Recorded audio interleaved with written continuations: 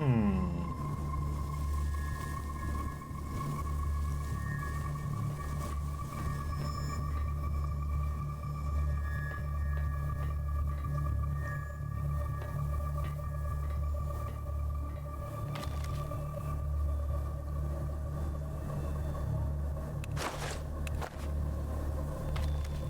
Come on, I want some rope.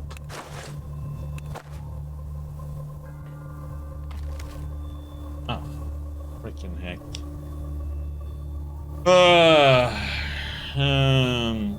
Brick weighs so damn much. That's a problem.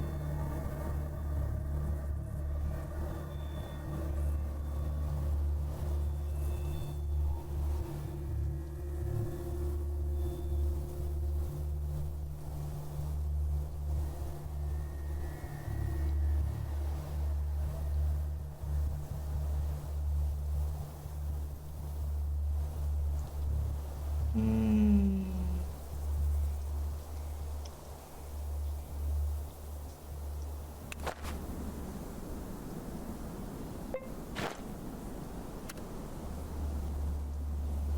Use for something, right? Yeah.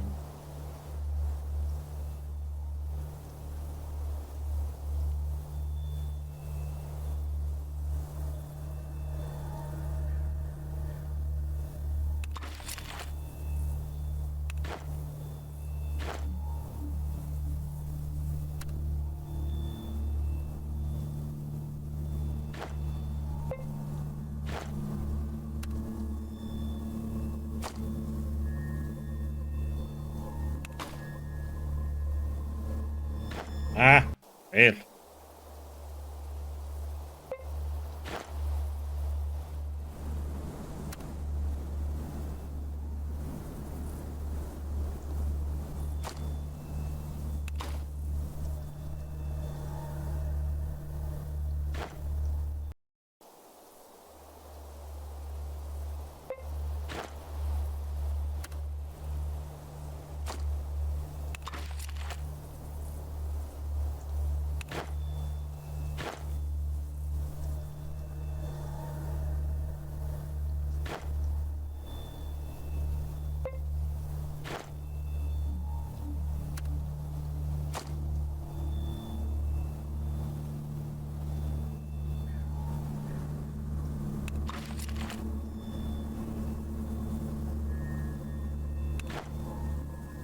Hmm.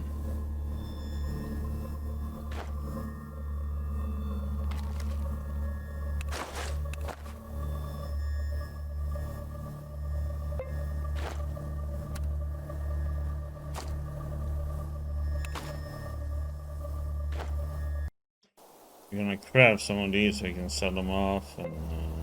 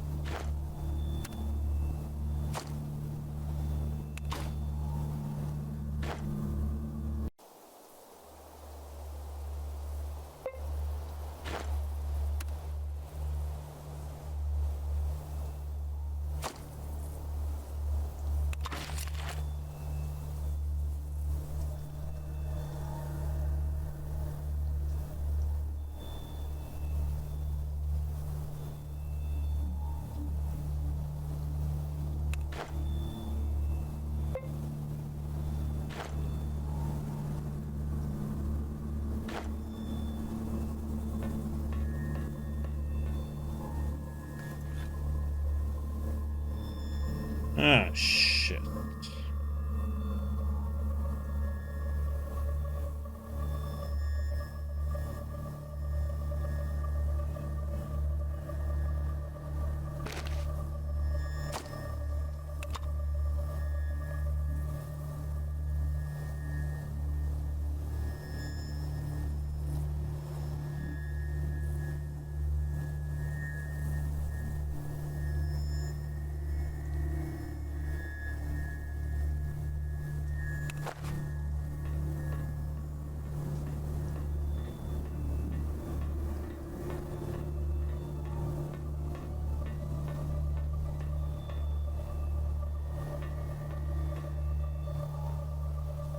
Hmm.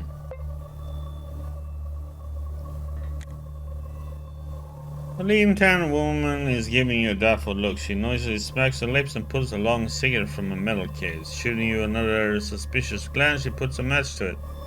Inhales deeply and blows a fragrant smoke ring in your direction. What do you want? The circus is downstairs. And whom do I have the honor to have addressing? The woman knocks the ashes on the tip of her cigarette and sniffs loudly. I am Madame Buva, the director of this circus. Do you have a complaint or something? Did a friend or relative get eaten by rats? Because if they did, I don't know anything about it. There are no weirdly aggressive, oversized rats here. Relax, that's not what I'm here. I just want to ask a few questions. No. Go brainwash someone else. I'm busy. How did you come up with the idea to open the circus? That's classified information which I have no desire to discuss. In that case, could you answer a couple of questions? No. Go brainwash someone. No.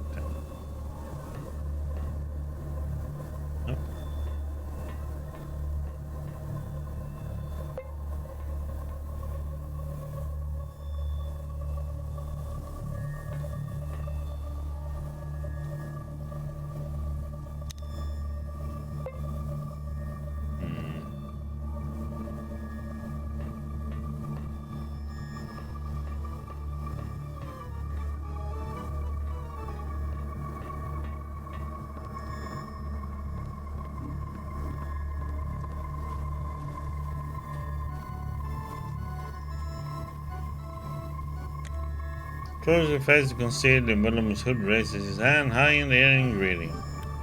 You're back at the circus, I see. Everyone will return sooner or later. Yeah, could you answer a couple of questions for me? Why not? Go ahead. What's your name?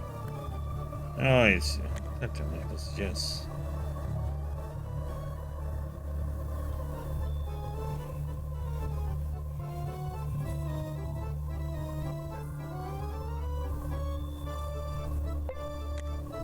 A strict-looking lady with her long hair gathered in a ponytail is yelling at a huge wasp hovering before her.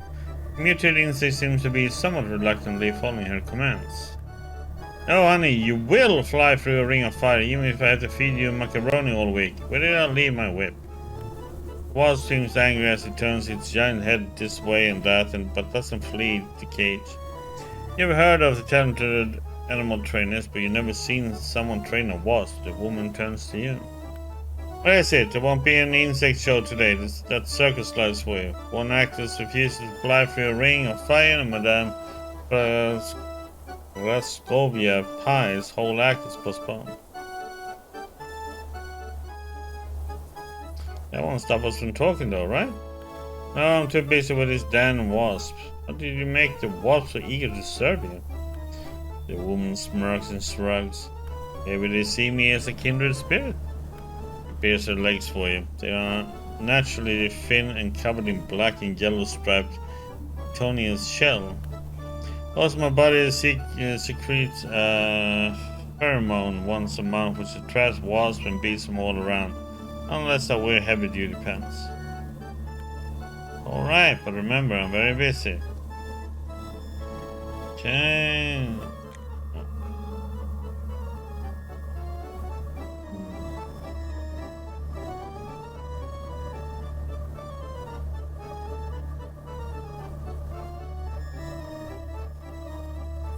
So is this Phoebe or...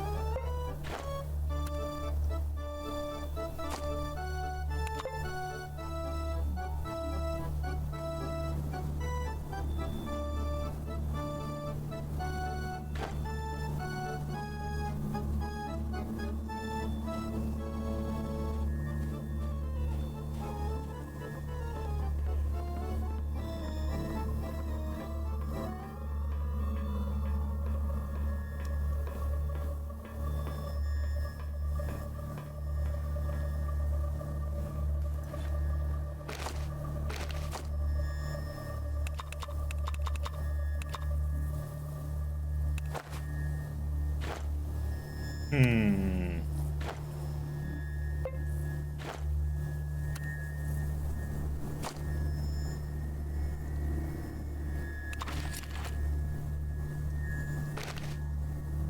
Why doesn't it use up the brake?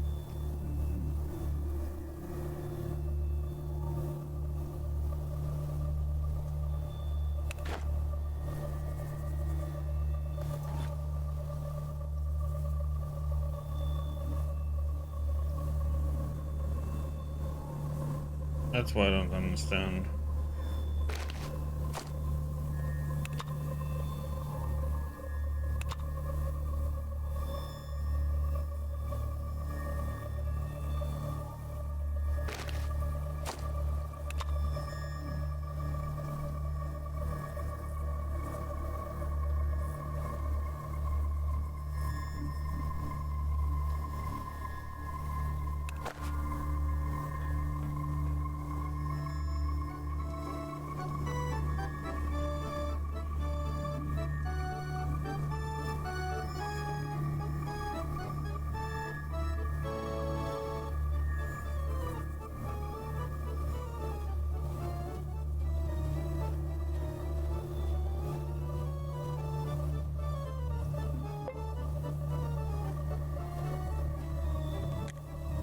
We have a wayfish woman sporting a massive rear end that even now strains the burst from the fabric of her skirt.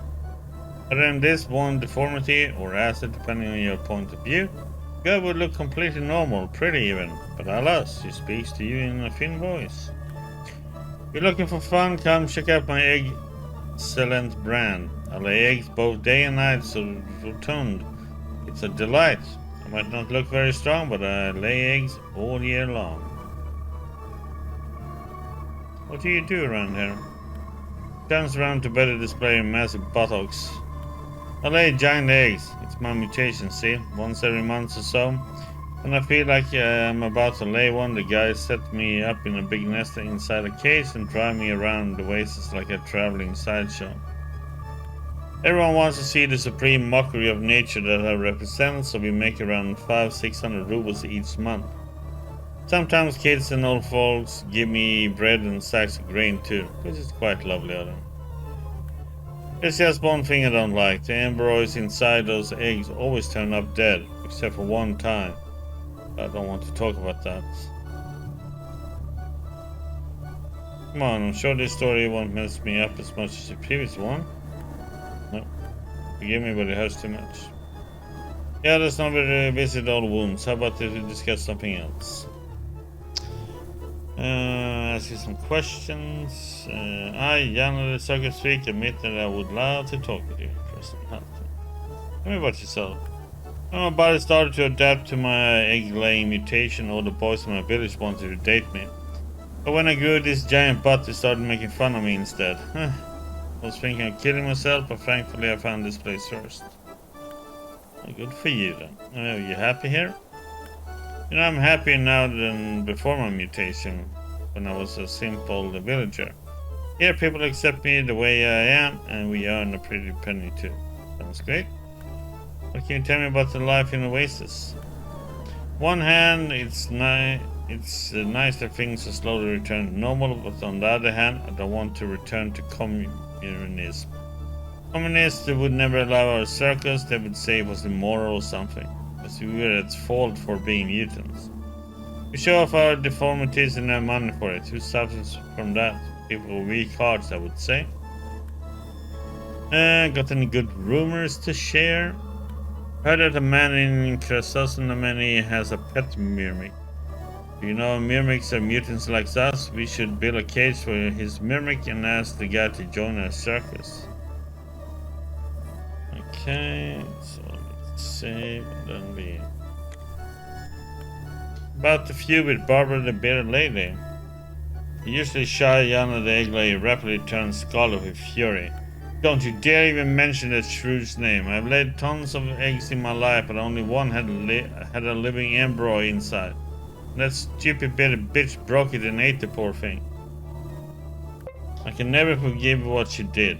Ever since my loyal new friend Ivan the Crane reported Barbara's evil deed, she's dead to me. Dead. Oh, why did you even bring this up? What Ivan says is true. In all this cruel world, only he understands me. I think I should go have a little talk with this Ivan character. Bye. I assume that's him. A young woman is gracefully walking in a line drawn in the sand, heel to toe, adjusting her balance with barely visible hip movements. When she sees you, the blue-eyed performer turns and asks shyly, "Is something you need? I'm training for my tightrope routine. Name's Agafia Arkanova. I'm an acrobat." The moment she stops, a grating voice screeches from her lower abdomen. "Oi, Agifa, who you talking to, you muppet? Some hot stallion, I bet. Don't drive this one away with your shy little girl routine, you hear? Hey, lover boy, come closer." Agifa screams and shrinks away from you. She looks both insulted and violated, but it doesn't stop or even slow the voice emitting from her lower body. "Hey, sexy, if you're out there, I can't see shit from down here. Strip off Agifia's clothes and let's start making babies." Agafia angrily elbows herself in the stomach and her voice stops. After a pause to catch her breath, the woman continues in her soft, shy voice. "I'm so sorry, that wasn't me talking just then. How may I help you?" What was that?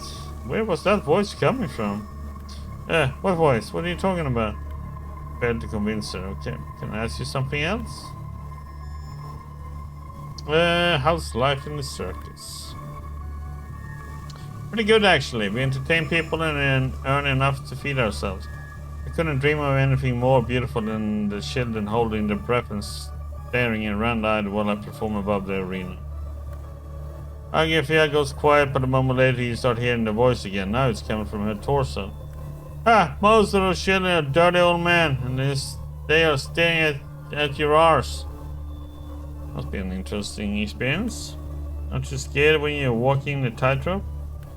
It's a matter of training. A normal person would never survive up there, but for me, walking the rope is like walking down the street. People really do conquer all obstacles. What can you tell me about your colleagues? We're not bound by blood, but we really are connected. Maybe it's the mutations. We can talk freely among ourselves without worrying someone will be grossed out or insulted. We also have our own inside jokes and stuff like that. It feels good to live among your own kind. Glad to hear everything's going well. Another thing. Any rumors you would like to share? Once I thought Praskovia, the animal trainer, was the only person capable of dominating a mutant insect. Then I heard about a man in Krasnosnomany who has a pet mimic. And get this, he doesn't even need to shout at it, like Praskovia does. They're like brothers, human and ant, can you believe it? They must have the weirdest family gatherings. Change the subject. Okay, she won't say anything about that other voice, so. I assume this is Ivan.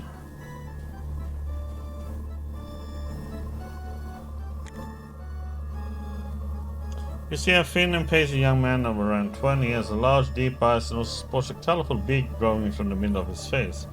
He begins to squawk unpleasantly like a parrot in your direction.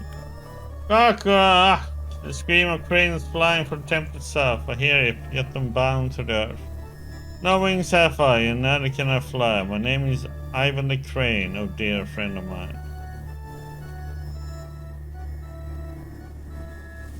And I'm James. Why do you call yourself a crane? Is it because of the beak? The young man counts out the reasons upon his long, thin fingers. First of all, the beak. Second, for my love of standing on one leg. I also like saying caca a lot, and my favorite food is small animals which I eat raw, like frogs for example. And you know, deep inside I just feel like a real crane, ever since I was a child. I always wish I could fly south, lay eggs, make nests in tall oak trees. It's as if this body is hiding a magnificent white bird, ready to leap into the air at any second. It's not just about the beak. Okay, strange dreams you got, bud? Care to ask some more questions? We train a clever beast. Don't be surprised if you cannot understand most of what I shall say. I mean, story. The young man crosses his arms and points his beak at the sky, and he starts a sentimental story. At one point, you start hearing a tiny violin playing in the background of his sad tale. I was an ordinary boy until the age of 15. That was when my mouth began fusing together with my nose, eventually hardening into a long beak. Luckily, my family did not panic.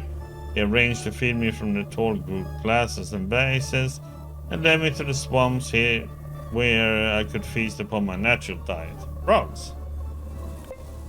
But those blissful times ended when my dear papa died during a hunt. After half a year of grieving, my dearest mother married Sheka, mutant slapper Matvienko, a true Leninist and hater of all things mutant. His ignorance made my home life impossible, thus I found myself enlisting with this troop of misfits. Hello, Tiggy. Oh, can you hear me today, Tiggy? Huh? 1 2 1 2 test.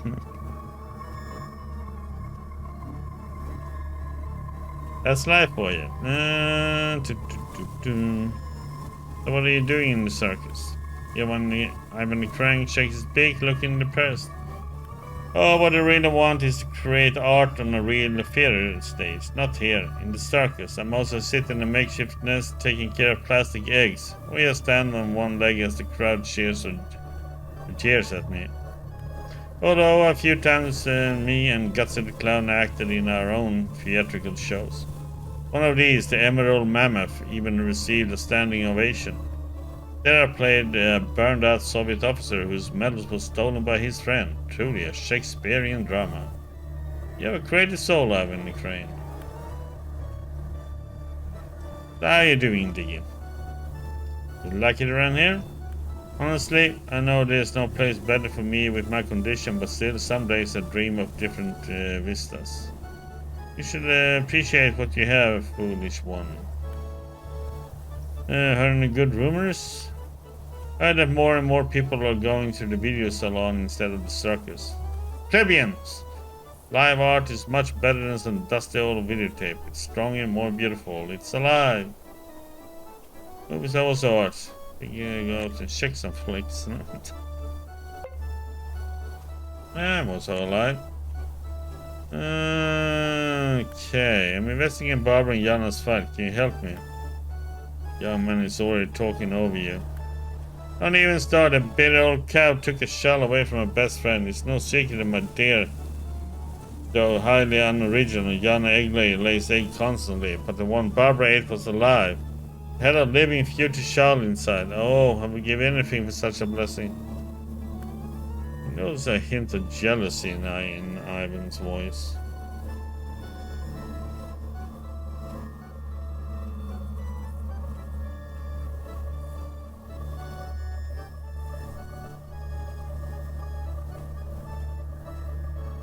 I'm excited what happened on that fateful night.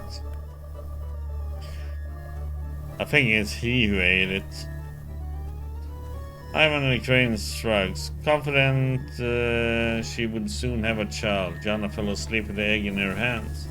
He was so happy. Oh, what would I give for such happiness? Anywho, in the deep dark of the night, the British barber took the egg from its mother, swapping it for a bag of grain. He then ate it and fell asleep, leaving parts of the shell in her bed. I woke several hours later to the sounds of Jana's scream, rushed to help, and soon discovered the guilty party. Intellect. Why would a bearded woman have a bag of grain in hand? Sounds more like something a crane would own. With a corner look in his eye, Ivan the Crane begins flapping his arms like wings as if trying to fly away. When this fails, he yells, "Okay, fine, you got me, I confess. I cannot lie to one as educated as yourself. I just want to hold the egg in my arms, to feel what it would be like to be a mother, which caused a cruel fate I should never be. But the night was so dark. The Hesperus star was the only light in the sky. Its red glow affected my mind and I fell over. I broke the egg of Jana the egg layer. The life inside it died that very instant. I wanted to run away, to kill myself, to die, but then a better plan of action came to mind. But I disposed of the small body inside the egg the only way I knew how. I ate it and planted eggshells in Barbara's beard as she slept. Then in the morning I found a new friend in Jana who bitterly hated Barbara after learning what she had done, what I did. In a way I am to blame, and even more so my loneliness in this cruel world.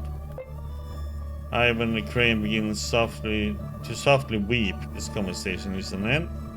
One might even say you killed two birds with one stone. I've heard enough. Farewell.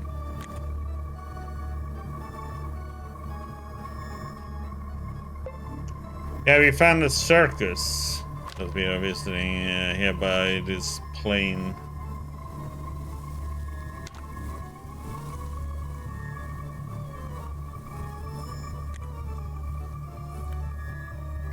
I want to talk about the argument with Barbara. Listen, Ivan the Crane confessed. In reality, he was a dastard. Shouldn't he be bastard? He was a dastard who ate your baby. Jana staggered as if she had been struck in the face and let out a muffled scream. Trembling uncontrollably, she slowly turns to Ivan, who is sitting with his beak down in the dirt. I even asked him that night. Why was his beak so red? He told me he had been pecking at some beets. In reality, the stains were the blood of my unborn child. My Vadim the egg layer. My God, and I've been cursing at Barbara all this while. How many black gypsy candles did I burn for the devil to claim her soul? While the real filthy baby killer was right at my side. Forgive me, sweet Barbara, forgive me for being such a fool. Jana Dagley falls face first into the dirt and covers her head, shaking with sobs. You need some alone time now. I should probably go. Don't be too hard on yourself. Okay, we're gonna go and talk to the bearded lady.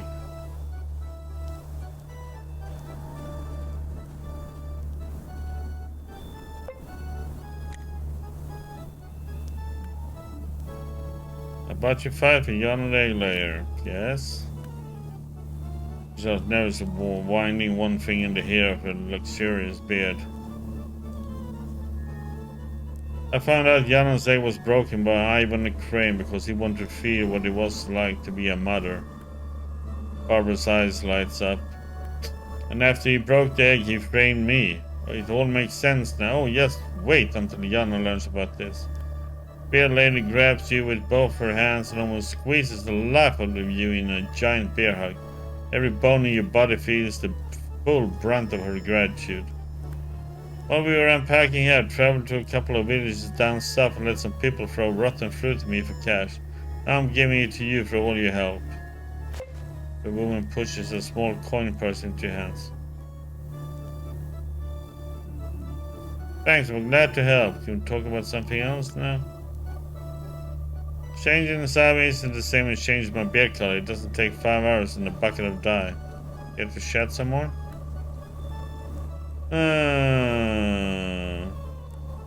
Tell me about yourself. Barbara shyly plays with her beard. Since of the age 16, me and Pa worked together as mercenaries.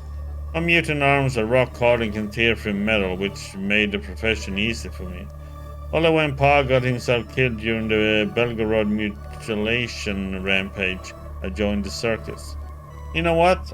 It quickly became a second home to me. Belgorod mutilation rampage? Alright, sure. What do you do around there? Barbara lifts her chin proudly and her soft beard begins to flutter in the wind. First I sat in a cage for 8 hours each day, listened to people mocking me, read books and solve crossword puzzles. So when my butt grew heavy from all the sitting, I decided to take up palm reading and other kinds of divination. Me and Jana Dagley also thought about starting our own side gig. She would make me a hat with a bullseye so the guests would throw rotting fruit in my face. But since we had a fight, this idea has gone by the wayside. Sounds like you regret it. How's life? Have you got everything you need? Absolutely. I started my life as a mercenary who killed people. Now I make them laugh instead, and earn money not just for my own selfish needs, but also for the closest to me. The big world out there, I was a scary bearded bitch. But here in the circus, I feel like a sweet little bearded lady. Hey, good for you. Had any good rumors lately? I heard that one of our mutated brethren, Ramses the cook, now works as a culinary critic for a big newspaper in Trudograd. We pay him for yelling at cooks all across the wasteland. Never thought that sort of nonsense would be possible. Sounds like quite a character, not okay. So, what have we done today is that still can't get into the city without paying like 1,000 rubles, which I'm refusing. I think we need to find a rope because we have that hole that I found on that city map down to the right, but we need a rope. I tried to jump down and we died.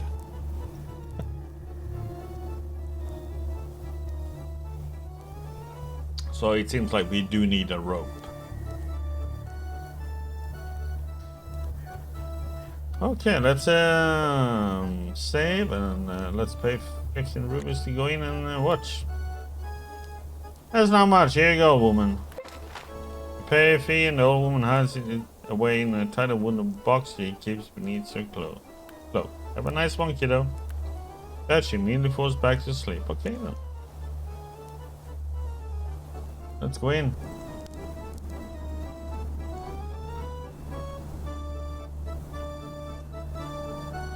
Okay.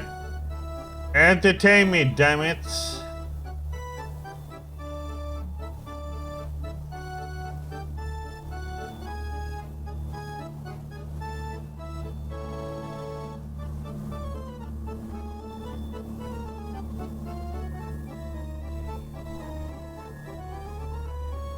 Someone stole my wallet.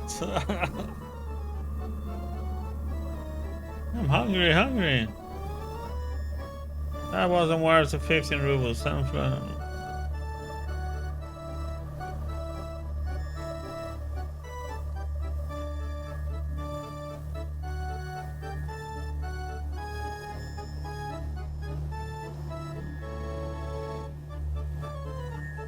Well, that was I feel robbed.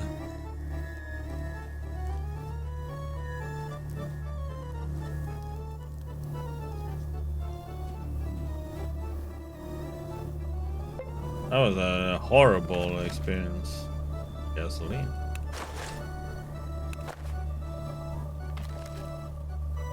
Oh, pipe rifle.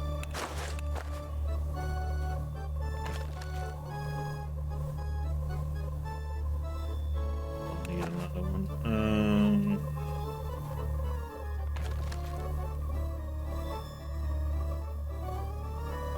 God damn it.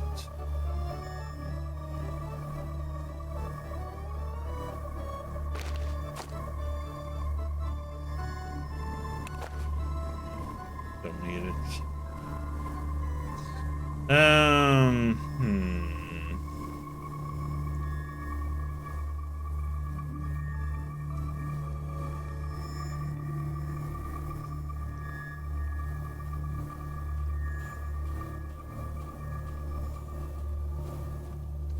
Wonder if we can drag the rats to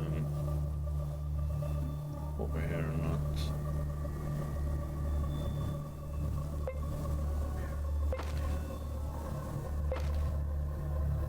Like a big infestation of rats over here and they killed me. Wow.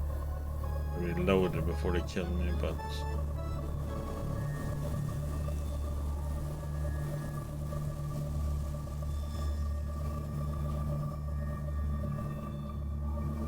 there's a lot of them.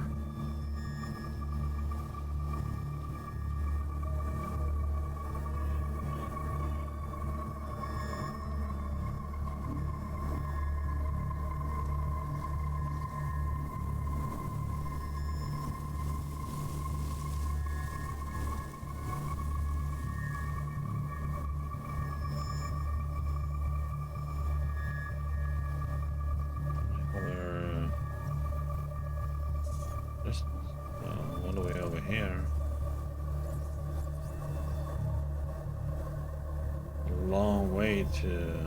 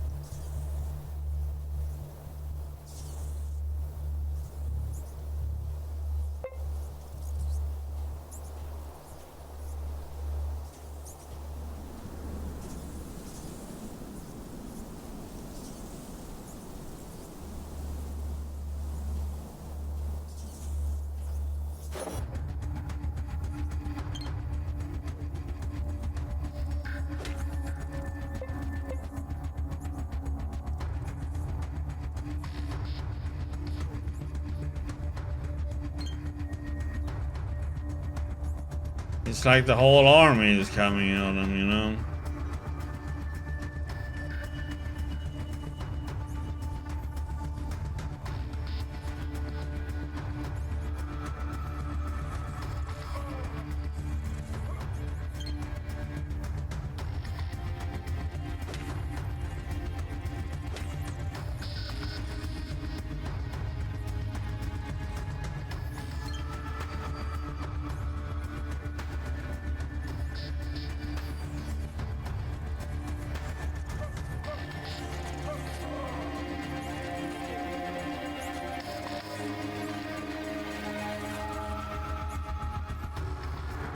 Okay, so what we're gonna do now is we are gonna leg it.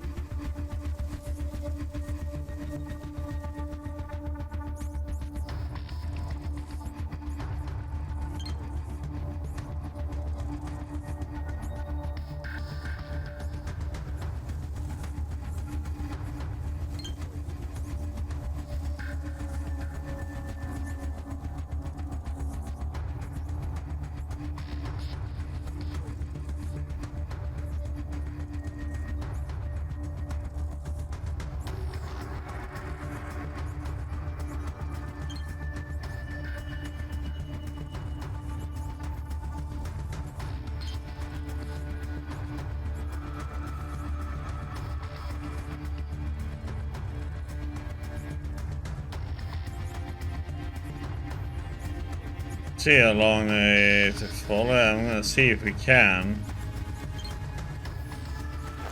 Oh, they poison you when they hit you too.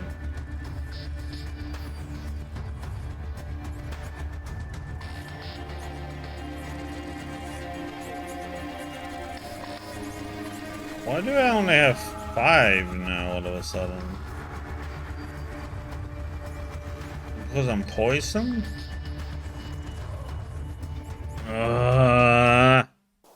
God damn it. These little booger poison me.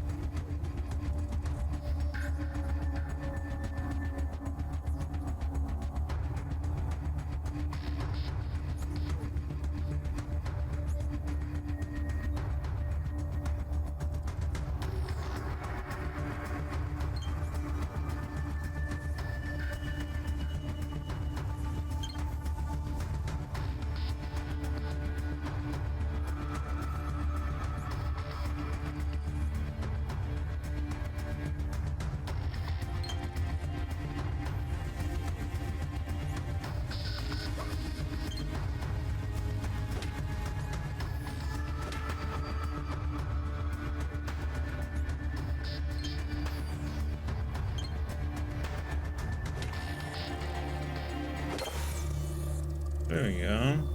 We only got 2 this time.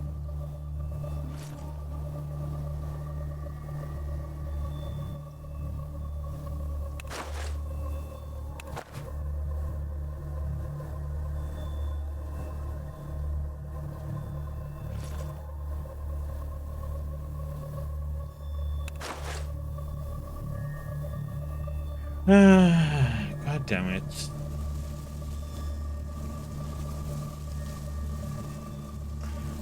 I mean...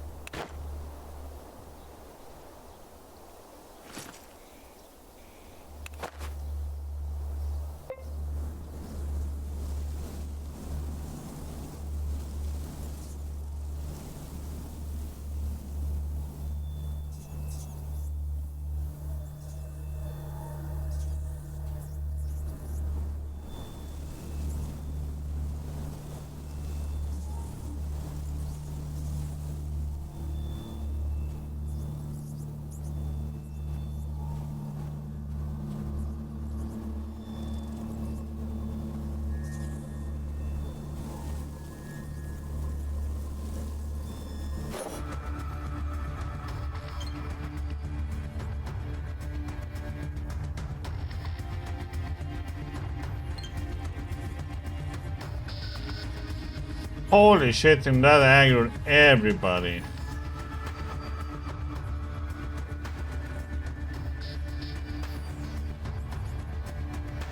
I'm just gonna see if we can drag them all to the tower or not.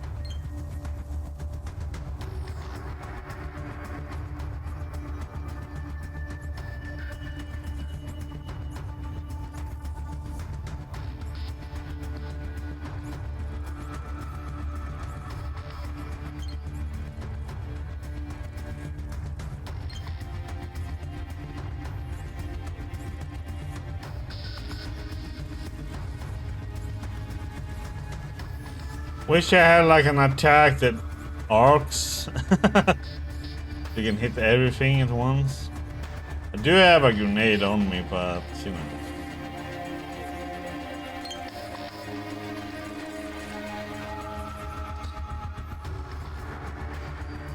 You don't have the ability to really use it.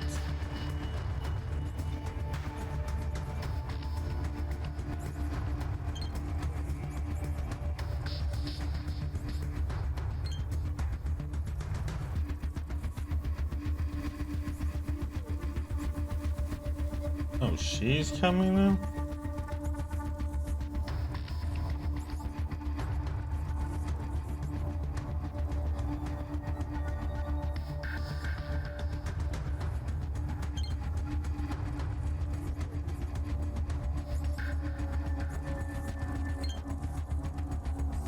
Oh, you're screwed, lady. Ah, okay, I don't want to make it so they die. Okay, so I was hoping I didn't have to aggro the whole damn pack.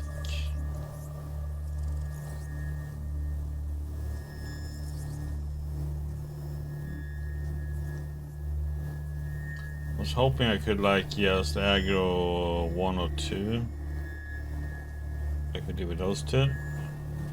We have to deal with them another time and come back here.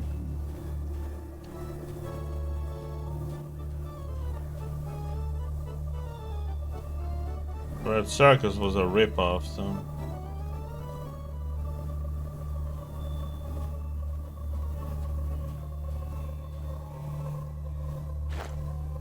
Okay, I'm gonna save and we're gonna make him. Okay, here's 10 rubles, not trying to make me laugh. Hey, no problemo. Grim-looking prankster produces 3 colorful balls from his sleeve.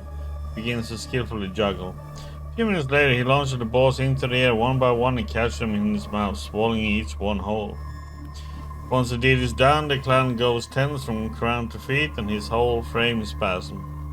Finally, the balls, now covered in slime, roll out from beneath his shirt and bounce away, spraying little drops of unidentifiable goo on everyone's shoes. Ta-da! Lifts his hands overhead and with his last remaining strength huffs once like a dying horse, poking out a gigantic blood loogie. Alizoop!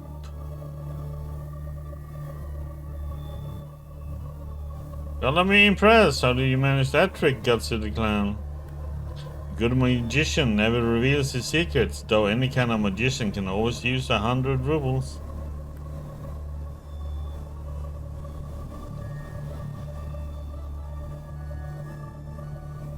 Oh, is it worth 100 rubles?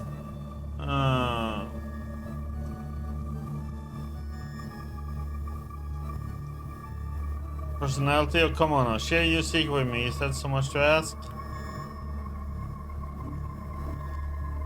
Border? No. Personality? No.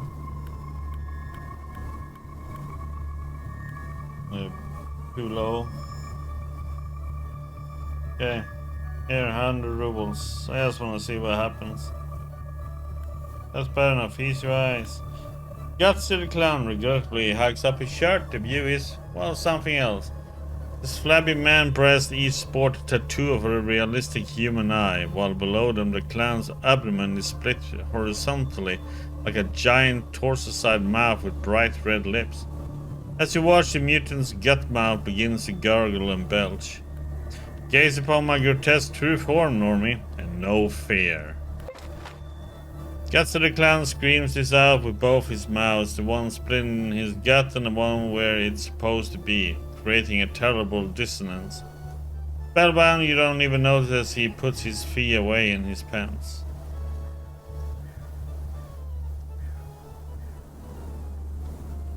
Cool mutation, and can you talk through that extra mouth? No, that's what I call quality. It's the subject of this conversation. It's not catheter, causing terrible pulsating pain in my scrotum. It's easy to change. Okay. Well, you got some experience, so I guess it was worth the money. Okay, let's get the heck out of here.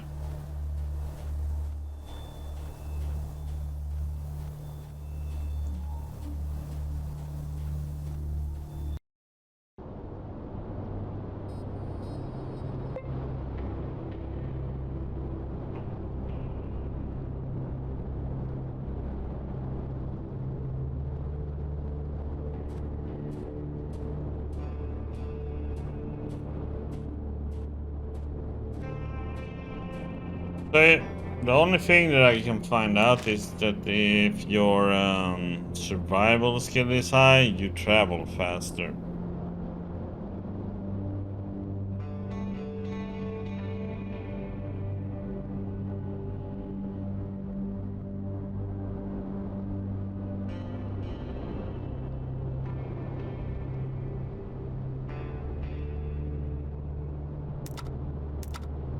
Put it in 30, why not?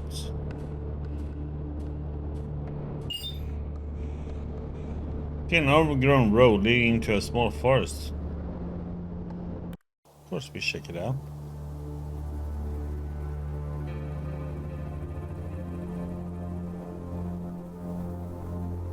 Uh-oh.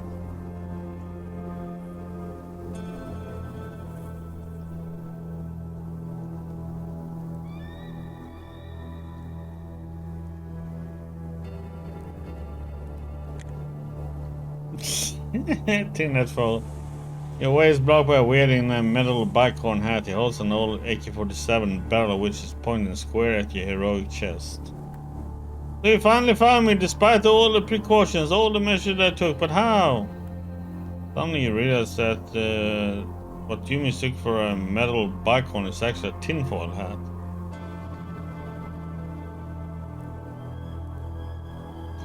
Waits silently.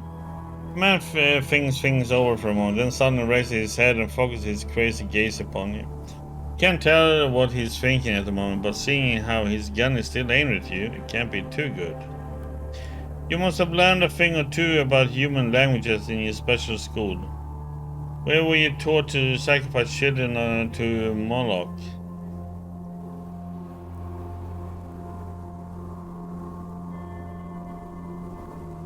Now, who do you think I am?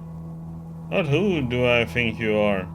Who do I know you are? You must be a degenerate of the third type, with Jewish ancestry no less, Freemason or a Templar. You might also be one of those lizard fellas, or better yet, an alien from Orion, the ones that chased our Hyperborean armies out of the constellation. Okay, buddy. Why did you destroy Arcona, the ancient Aryan spaceport? Why did you build the so-called Jerusalem as your main colony? Huh? Is it all some grand conspiracy? Who the hell are you? Gregory Klinov. What you should know already. I am included in all of your most wanted list. Yep, I know everything about your plans. All it took was reading the right books.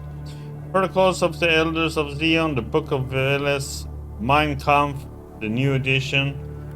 Scared? You should be. I've been a member of the National Front since 1981. Preparing for the end of the world since 83, while they all laughed at me for it. Gregory's off his meds again. Well, who's laughing now?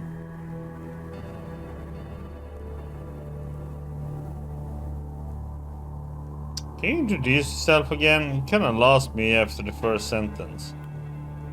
Gregory Klinov. What you should do? Okay, it's exactly the same thing. Oh, what are you? High or something? Sober as a nun. Bosses.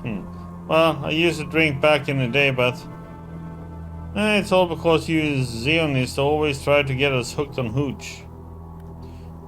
You're going home with your month's salary, and there's a beer stand in the way. Heck, why not celebrate? The cultured thing to do. Yes, done it. Quit using your brain beams against me, demon.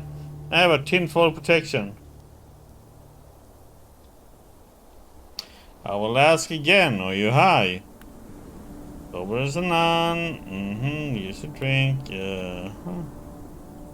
Who do you think I am? Who the hell are you? Leave. Man grabs the gun tighter and starts aiming at your head. Listen.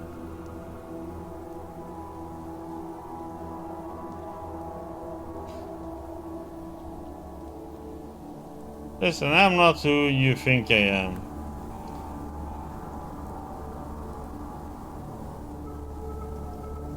Right, so you tell me you're no Mason, no Illuminati, not even a mushroom from the Amber Gigon. So you want me to believe it. Nobody likes to die.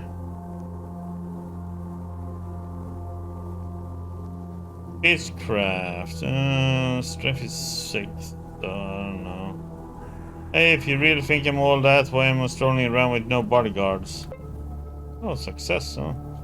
Well, it's true. You don't strike me as a real member of the Bohemian Club. They're all cowards. Can't even go out to buy a loaf of bread without a couple of bodyguards. He eyes you for a few more seconds, then his gaze becomes unfocused again and his weapon drops just to hang from a makeshift belt. And that's that. See you never.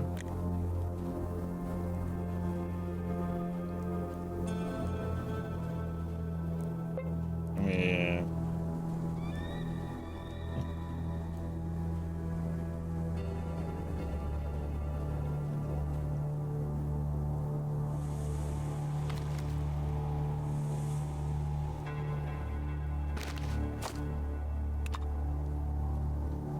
God damn it. Why does everything have to weigh so much?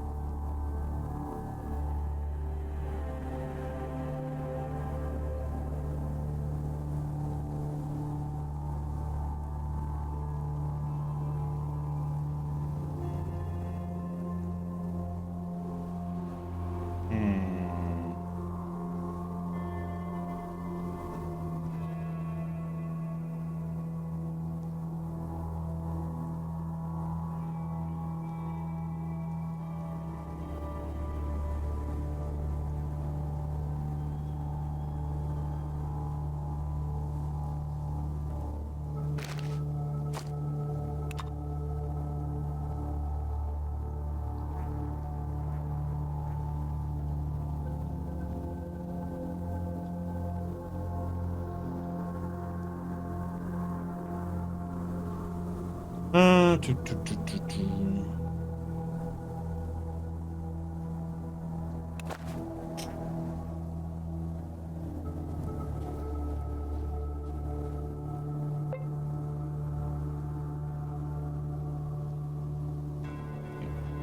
So, we can't hit him either. Oh, no, we can. I'm just curious.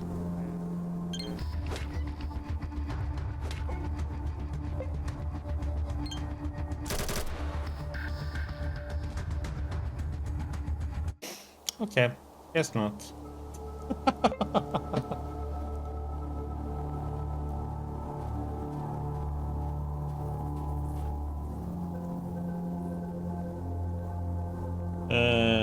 Are we?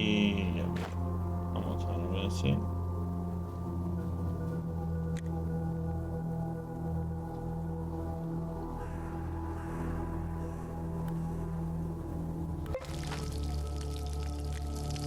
There we go.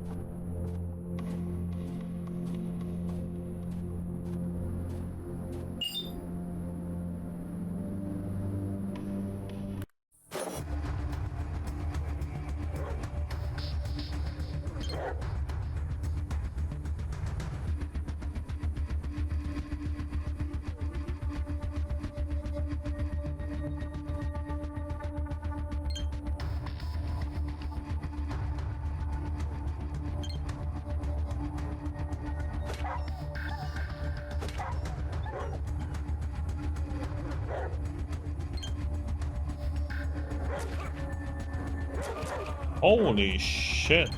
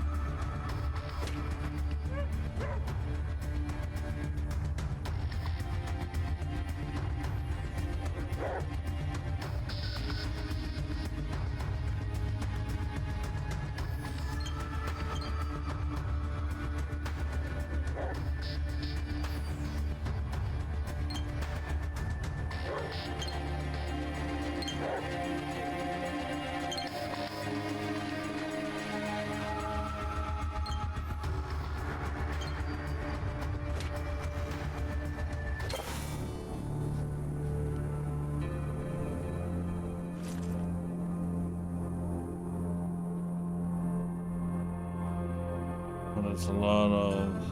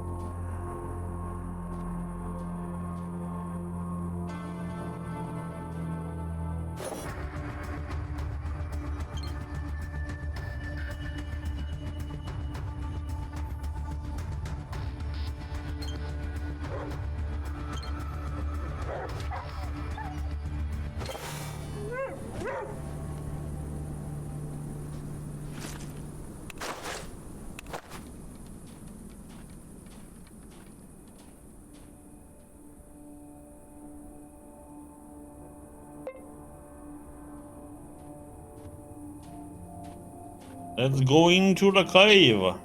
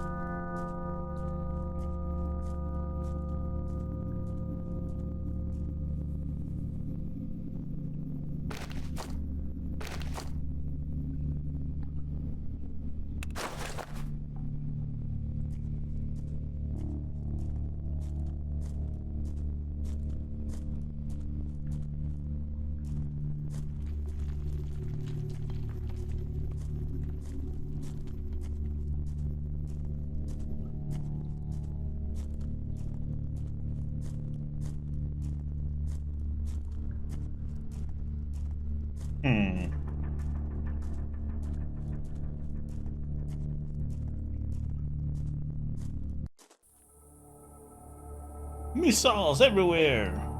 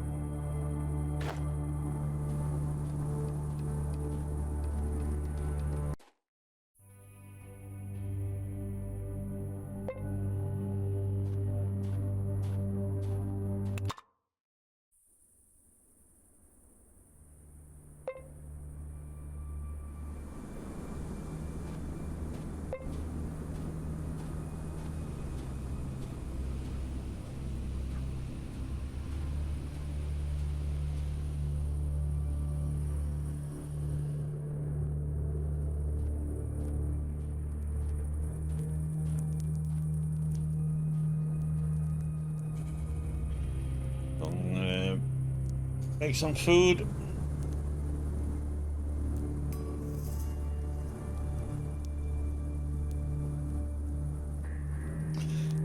Do do do do, but we are slow.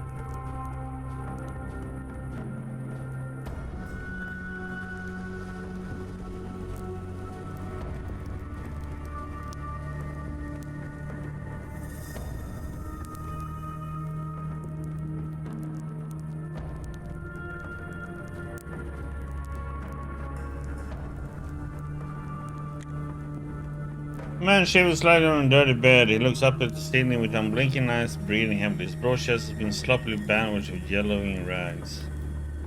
Quit your staring. I have plenty of holes in me already without your eyes drilling more. I just wanted to talk. Unban lifts himself up on one elbow barely and looks you over. Well, what you talk about? Who are you? Those who have reason to fear me call me Leonid Petrovich. To my pals, I'm just Leonka. Leonka the hitchhiker.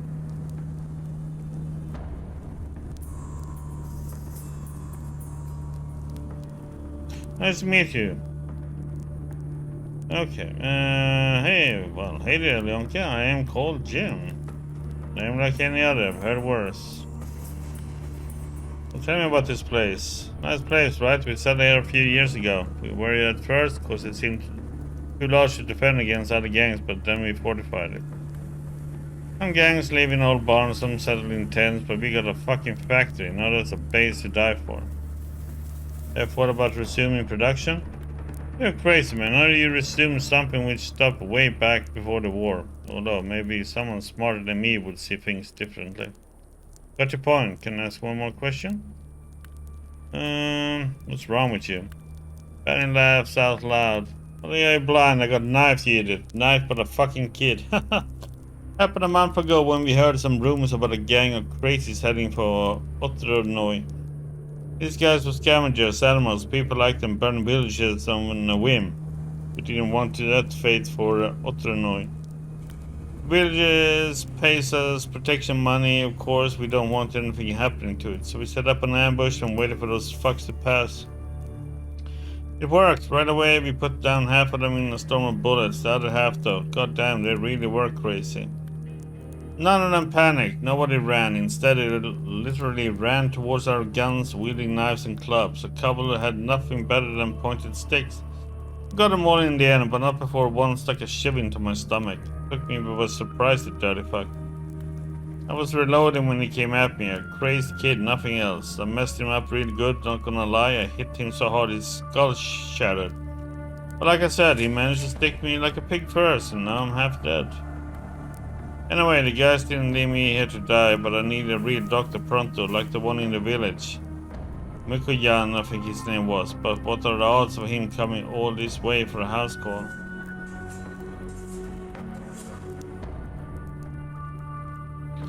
I can speak with Dr. Mikoyan for you. The man obviously doesn't trust you. He says because there is no reason to con a dead man. But if you are real, I will pay you well. All the money and ammo I got will be yours. Damn it, I'll give you my last pair of pants if you pull this off. Can't promise anything, but at least we'll try. I wouldn't mind letting himself up with much effort. We You saved my life and I would owe you for the rest of my days. What rumors have you heard lately? The Banner is disgusted with. Ever heard the shit they talk about us in Osternoy? Fuck my life, they call us bandits animals. They only knew what kind of shit we see every day in the wastes. They only knew the horrors we've stopped just beyond the borders of the fucking village. They would pay us well then. Oh yeah. They're just too stubborn to believe we're protecting them. I doubt they ever will.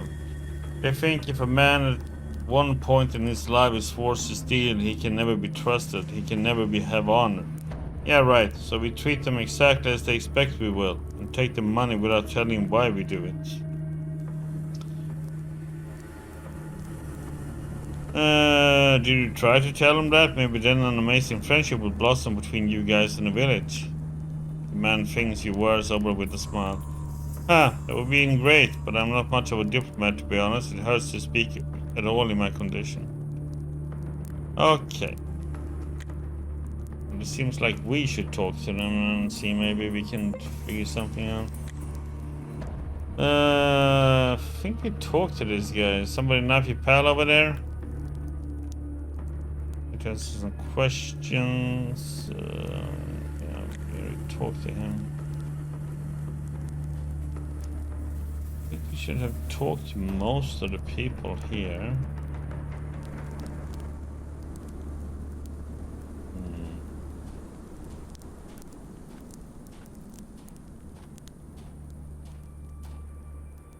Trying to figure out what the vendor is.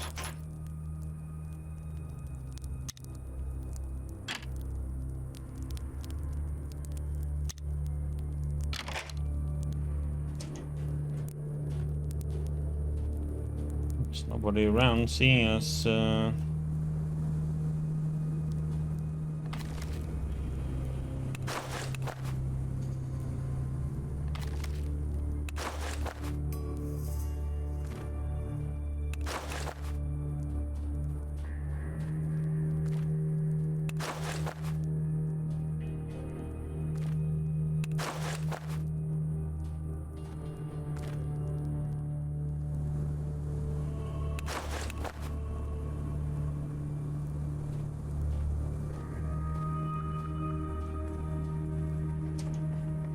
Things just fly into our pockets somehow.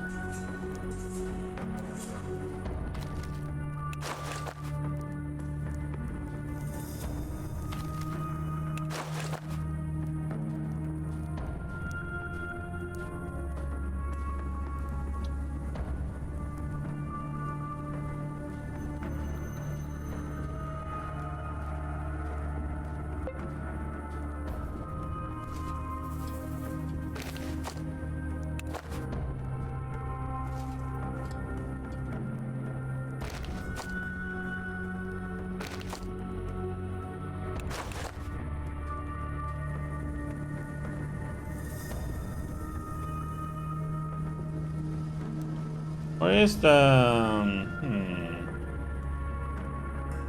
wonder where he sleeps. The vendor guy.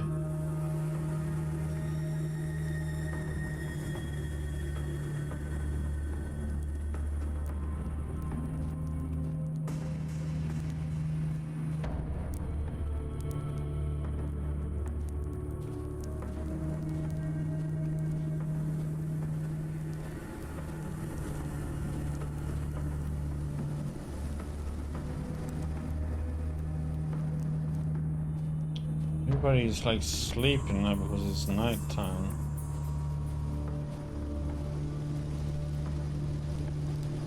Let's go and talk to Dan.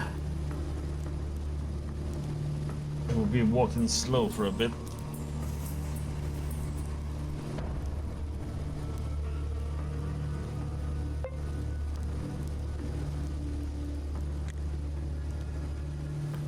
I've come to report.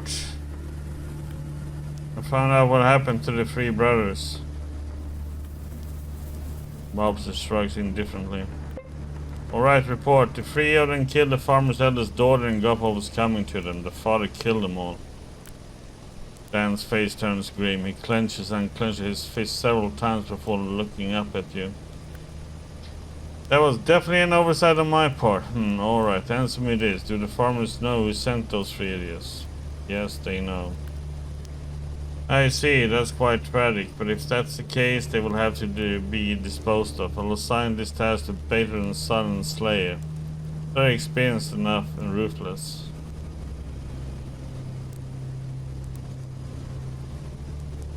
Wait, the villagers aren't guilty of anything, they're just trying to protect themselves. Must I explain even the simplest of things to you? I'm trying to create an actual state from these drunks and mud peasants. A state where I will be the sole ruler, therefore disobedience is a punishable offense. It's enough to have them grind their teeth, but not enough to scare them away for good. What might scare them, or even worse, turn them against me, is a rumor that I send murders to local farms. Damn it, if those idiots come back alive, I would publicly hang them. There's nothing I can do now. Shit happened for the common good. This family needs to be dealt with, and the faster the better.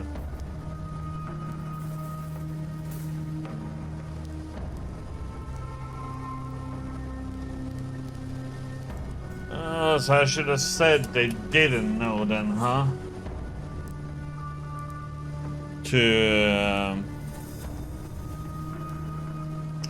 Okay, we're gonna change our answer then.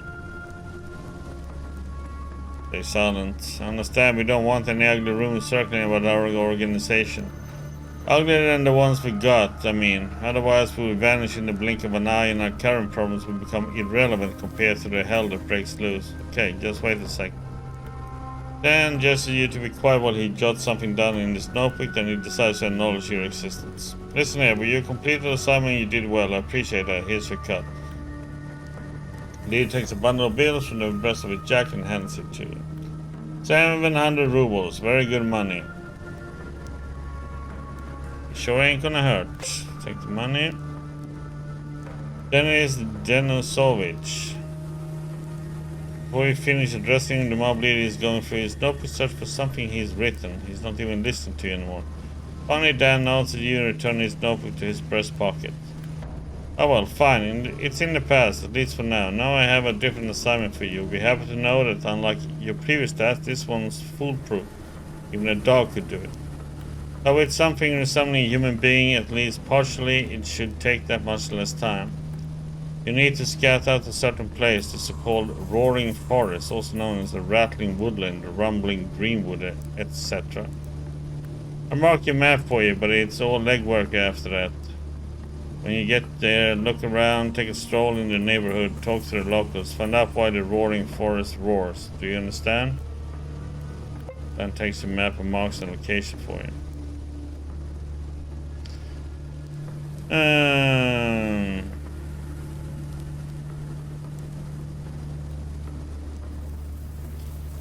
Why are you interested in that forest? If the rumors are true and there's a secret bunker, laboratory or underground railway, I want that place under my total control. Simple, really. What's the most popular theory as to why it's roaring? An underground railway, a secret bunker of the Communist Party, mutants, magic, you name it. I'm inclined to believe it's really disturbances of the Earth's crust, but I cannot be certain. Well, time to start working on the assignment, I guess.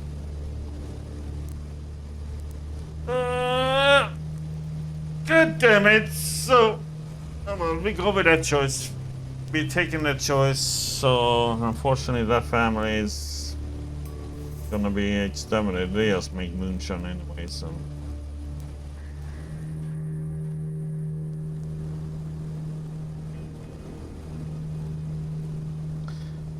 Life's rough.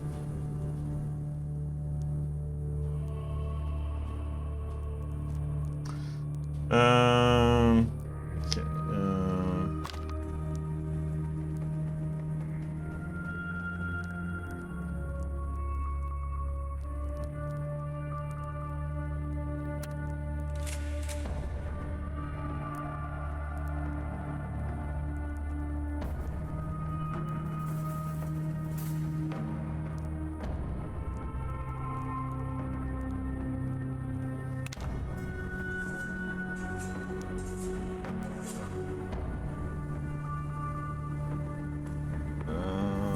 Gonna see what.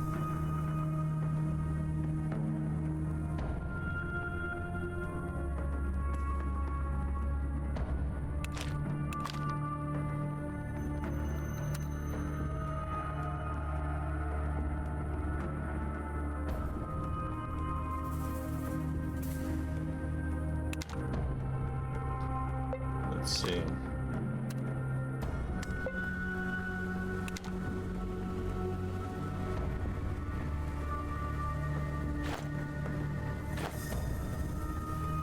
Food.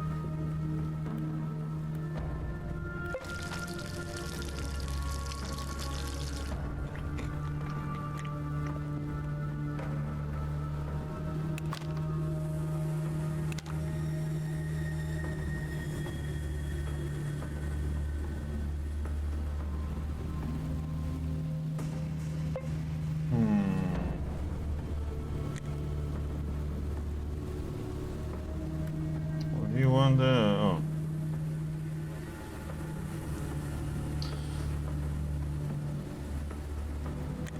Okay. Let's see. The stocky, broad-shouldered gangster, light blue, almost almond-shaped eyes follow you from the shade cast by the visor of his intricate metal helmet. Armed with a spiked mace, he seems to be taking the measure of you, probably coming up with the best course of action in case you give him a reason to attack you. Don't you get dizzy standing like that with your helmet on all day? I don't. I have made my own helmet for myself. It fits like a second skin. Friend and I hide our faces on purpose. He has a mask and I have a helmet. There's no choice. Job requirements. So you say you made it yourself. Would you share the secret? I would, but not for free. First give me 100 rubles for it, then I'll teach you all I know. Speechcraft. Water. Speechcraft.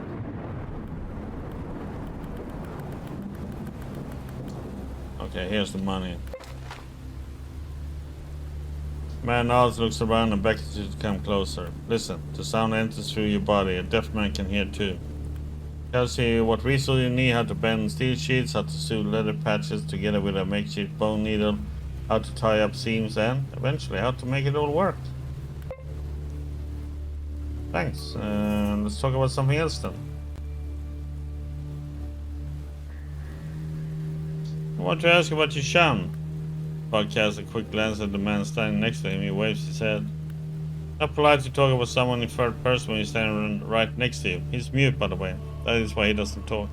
However, we can have a little chat between the two of us. Can I ask some questions then? For that, who are you? The gangster drops his name dryly and quickly as if hitting you with it. Peter. Nice to meet you. Now tell me. The man throws a couple of twigs in the fire and nods towards you. What are you doing now? Having a rest. Then on my way again, dealing with those who have crossed Dan's path. And how often do you go on such business trips? The gangster leans on his scary-looking mace, and an evil grin appears on his face. Quite rarely these days, Dan has a certain plan of action. First, he offers his protection to a new village nicely. Then if they don't comply, he sends his guys to have fun at the villager's account. This doesn't convince them either. The guys come again, this time with fire and pyrotechnics. And if even after this the village head preserves, well, then my partner and I leave our cozy camp. After that you can safely cross the village out on the map and forget it ever existed. Wow.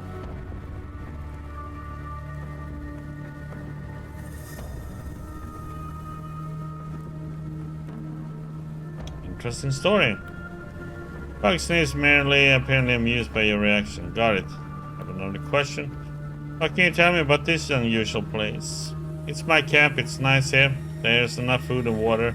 You guys can check your gun and fix it for you, or mend your armor if need be. Or allocate a new one if after Dan's missions the old one looks sealed. Lucky to have these guys. What's heard on the track? No interesting rumors, all at once lying in the bushes in ambush. I heard a funny story about the insolent farmers who refused to pay to Dan. I was ready to laugh. Two men were talking to each other. One said, "Have you heard? A walking mountain is moving towards us. Woe betide anyone who gets under his heavy blow." So I listened to the end and left the ambush and said, "Wow, so these are the tales people tell about me. What is it if not fame?" Oh, how they fled, but I was quick. Whacked the storyteller on the back, hit the listener on the legs. But once I was done with them, it was hard to tell which was which. You're scary, my respect. Okay, change subject. Nope. You're done. Okay, so we learn how to craft a helmet. I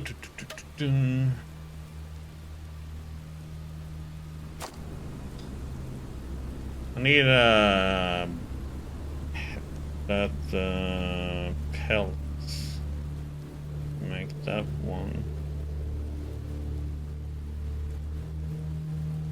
There we have. Hope we can actually make it.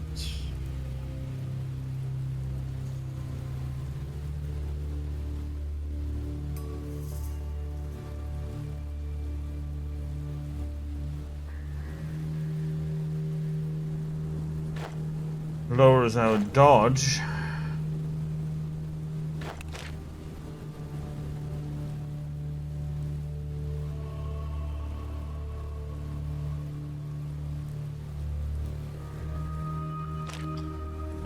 The one we have on right now is +3 to speedcraft, which is kind of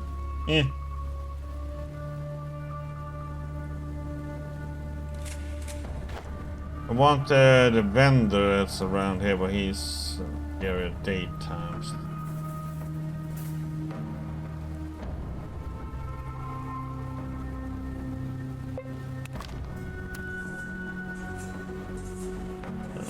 Let's rest for an hour. Hour more.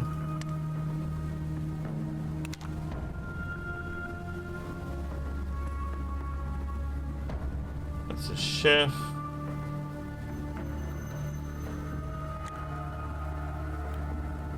Would like a snack was on the menu today. Today be buckwheat porridge with bread. Ha!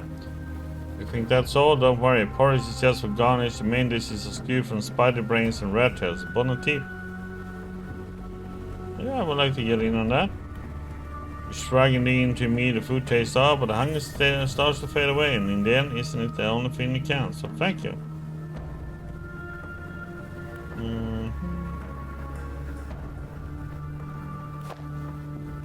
Let's see. Okay, so he has a little bit of money.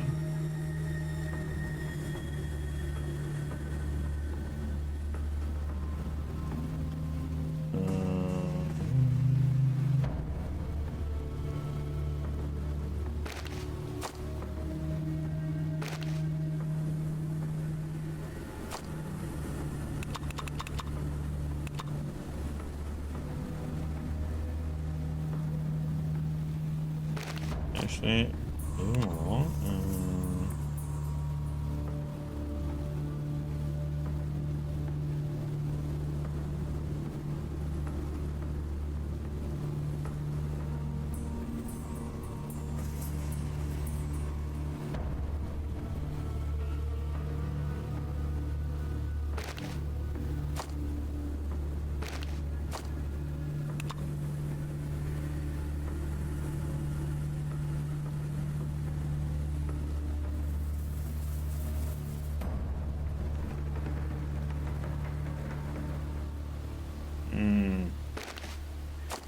that's too much.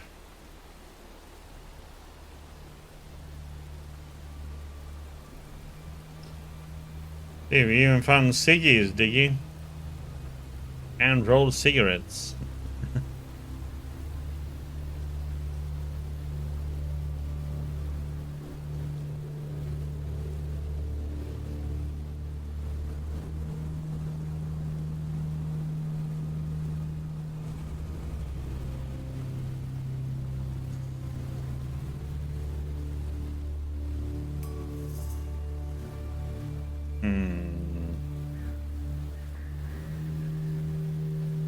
I'm gonna get rid of that one.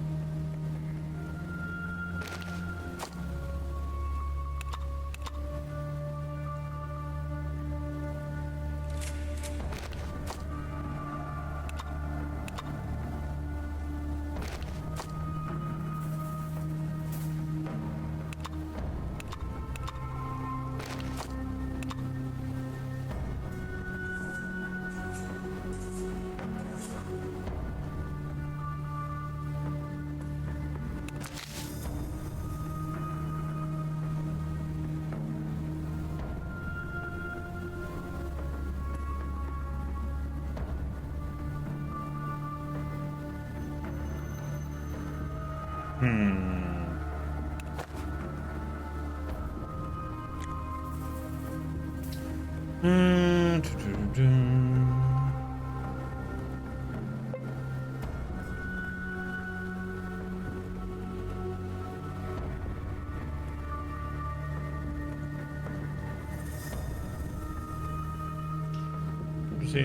where that vendor guy is.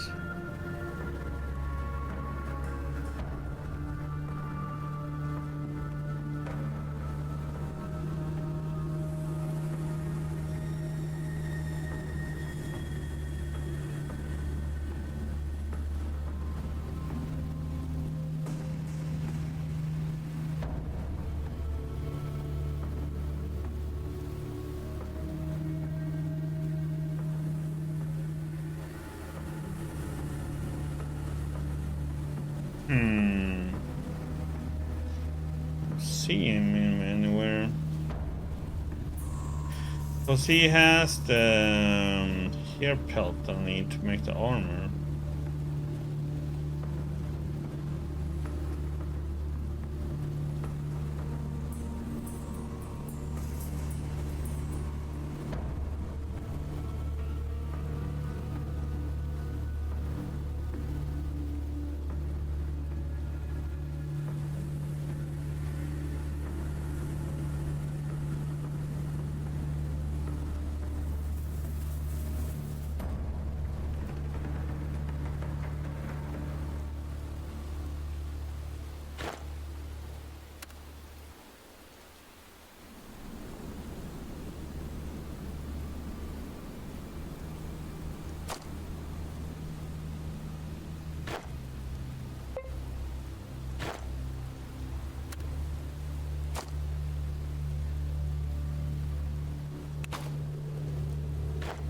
Ah!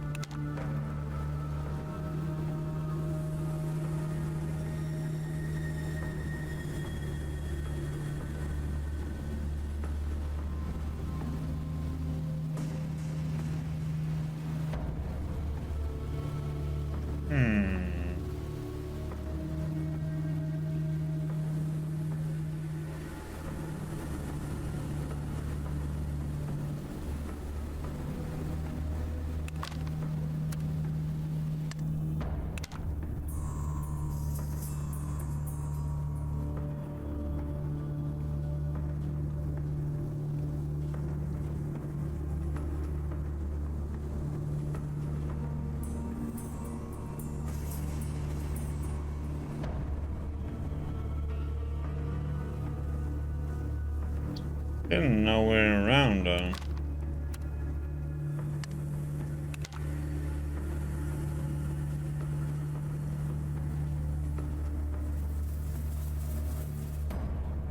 We might have to reload and spend time waiting too.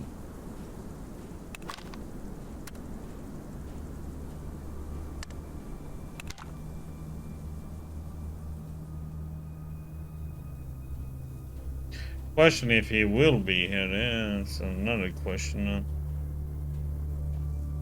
Will not be here.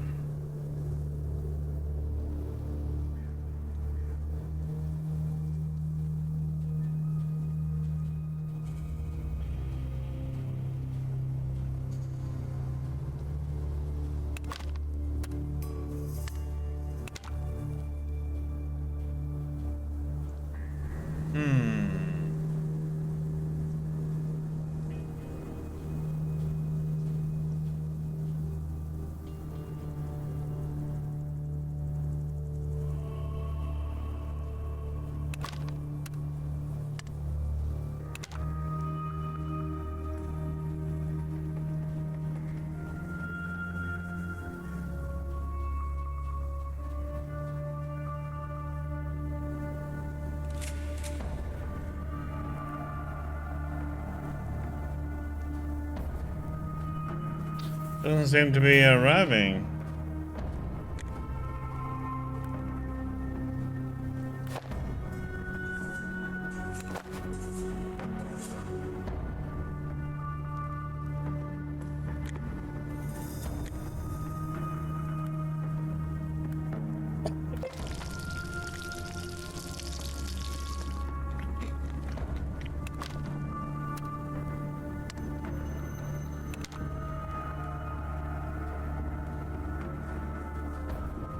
God damn it.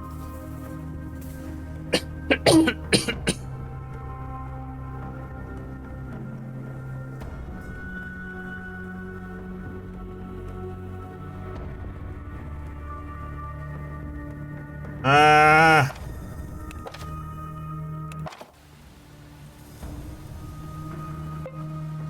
Let's just move.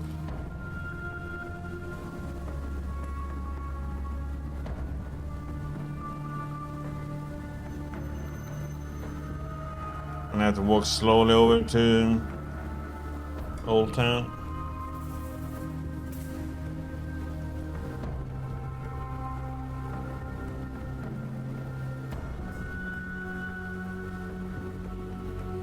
Gonna have to ditch some weapons that we don't really need.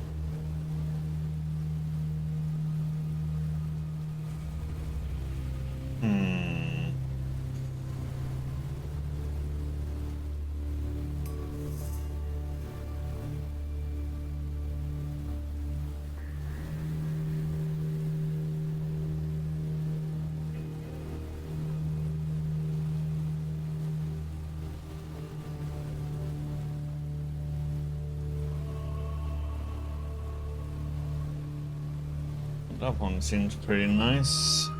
Witcher.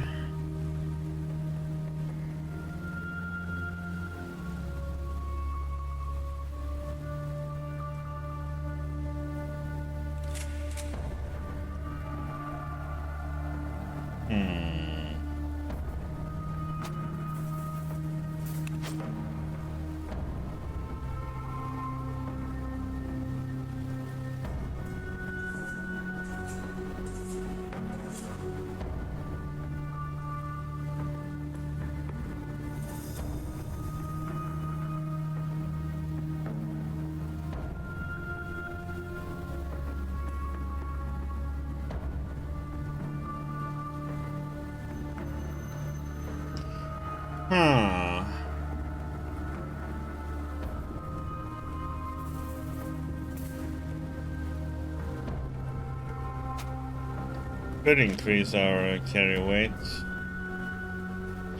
by 20 there. That's a lot to increase it by 20 when I think about it. You know what?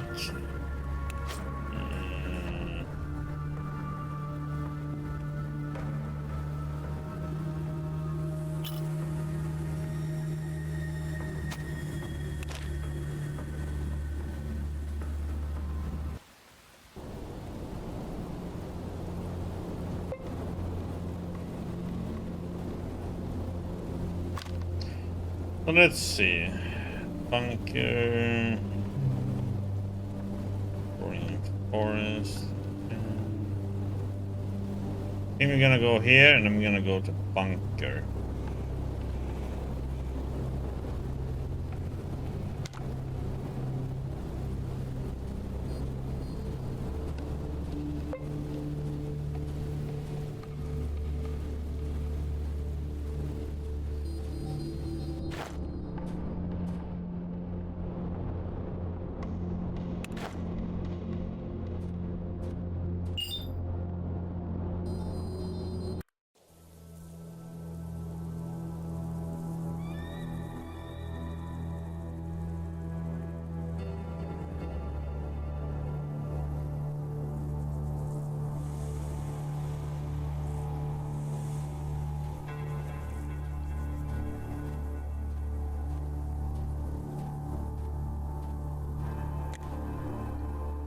Okay.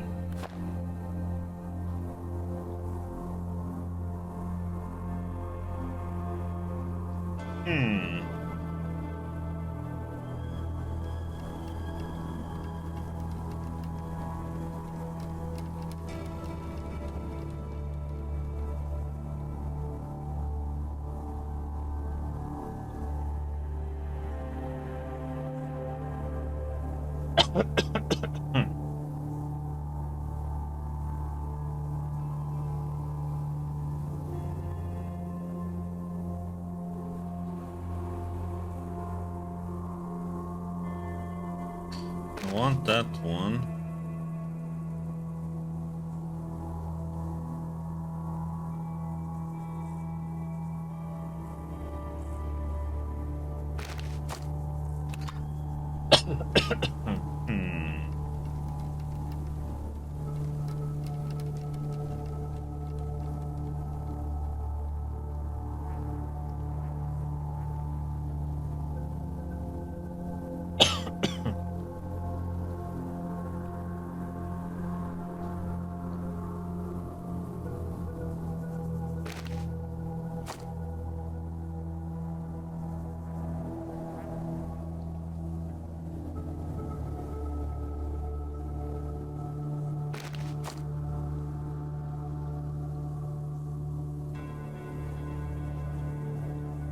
Like 16 bottles, what the heck?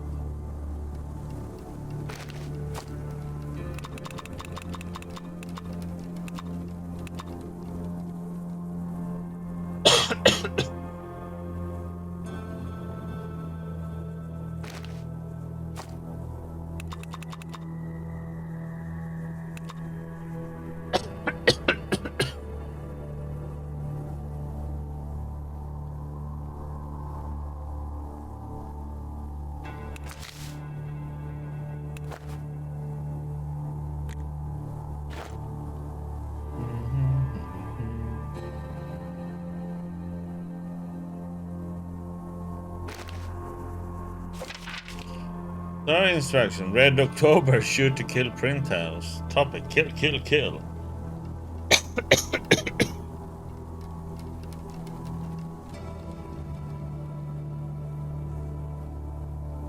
Okay, we're gonna have to craft a custom rifle. But it wasn't needed that type of rifle that we else got rid of.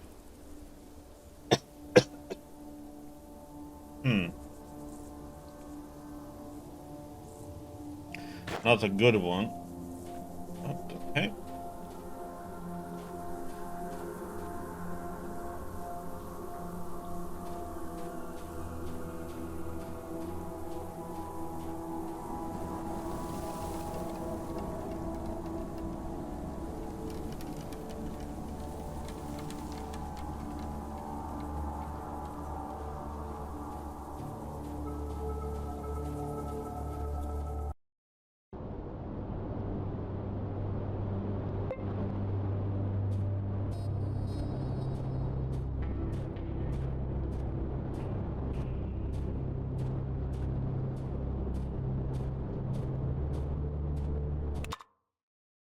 Oh, let's go and give the fisherman his vodka, huh?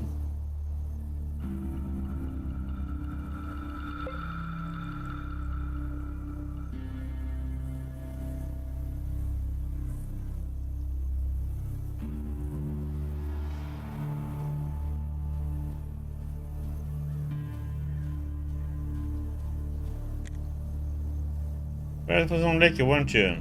Look, I want some pre-water vodka. Yeah, here is some vodka.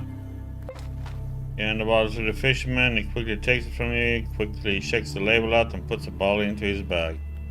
Hey, that's some good vodka you got. Stuff made for importing, you know. Now it's gonna keep you company and help me do some radiation.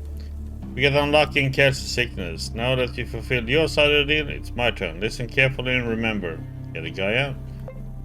Fisherman explains how to field dress the bodies of giant ants, wasps, and spiders, but you also learn that the favorite foods of the local fishers are ant spit glands, wasp legs, and spider brains.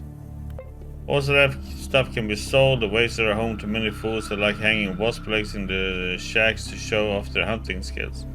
Particularly funny because even common wasps are much more dangerous than those genetic mistakes.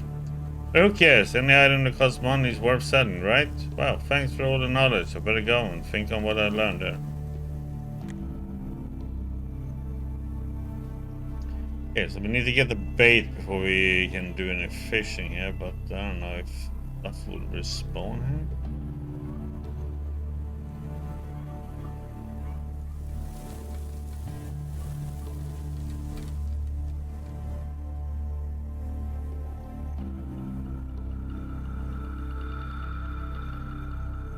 Oh, there are those weirdos.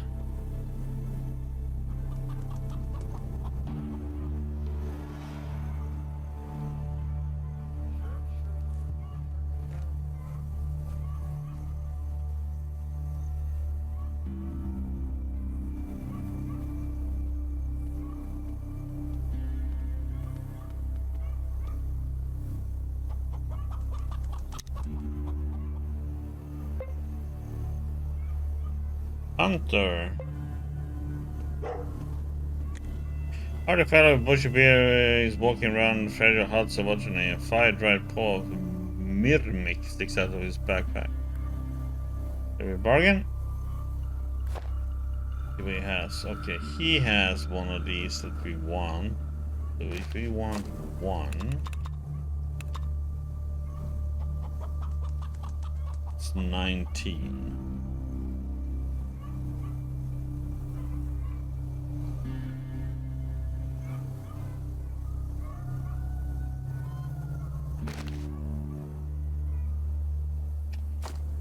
What's this?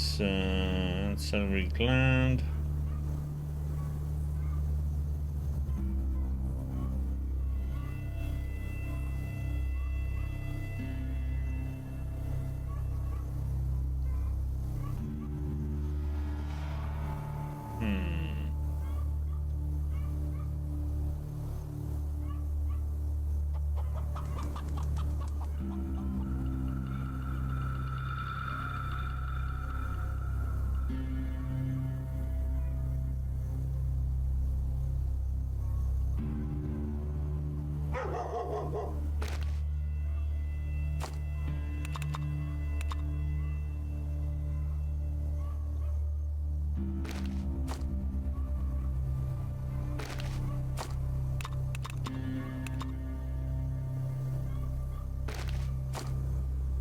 Okay.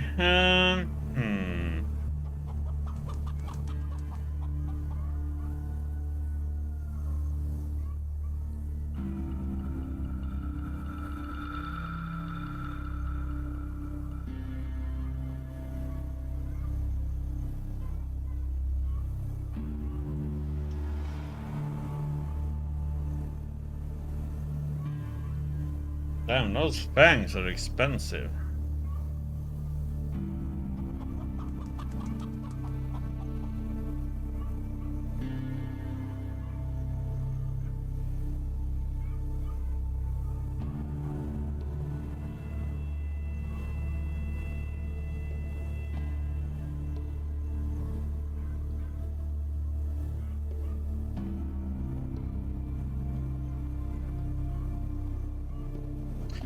Uh, hmm.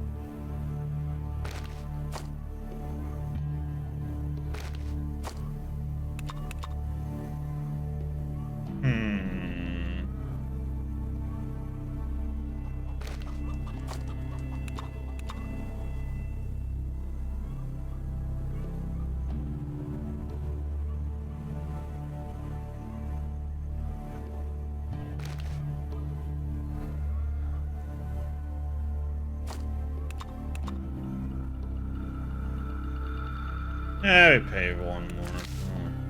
Yes. Ask you a couple of questions. Yeah, I'm listening. How can I address you? Just call me Nicodem. I'm a man of nature. I'm not used to all these redundant niceties. Pleasure to meet you. My name is Jim. Nice to meet you. I'm Nicodem and you're Jim. It's a pleasure and all that. What do you do for a living? I'm a lucky man in the sense that I didn't have to change my profession after the war. Started as an amateur hunter, now I'm doing it full time. Hunt moose, mimic, hares, what else? Alright, those. Arachnidus sovietuscusis. What the frickin' heck is that? Wow, that's nice work. You get both food for yourself and valuable merchandise. Oh, intellect. What was that? Did you try to give a Latin name to a giant spider? At least some of us still preserve the spirit of nature scientists of the past century. The hunter smiled self-consciously. You're a science lover too. Yeah, I think it's the law. If a new creature is found, it should be given a Latin name. I learned it from the wide selection of magazines in my old hut. Young Naturalist, Young Engineer, Mursilka, the classics.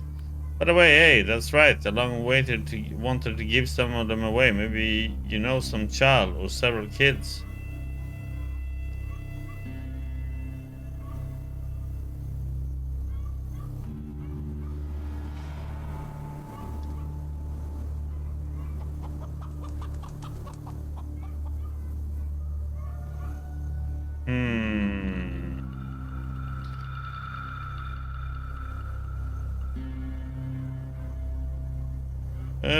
Well, we don't really know any kids, so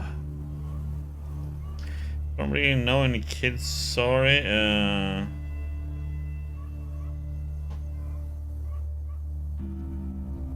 Let's say I know plenty of kids and we'd be happy to help in distributing the hunter. Basically, livens up. Oh shucks, I don't have them on me right now, but I'll bring some next time I come here. Some kid out there could really use knowledge. Would do a good thing, friend.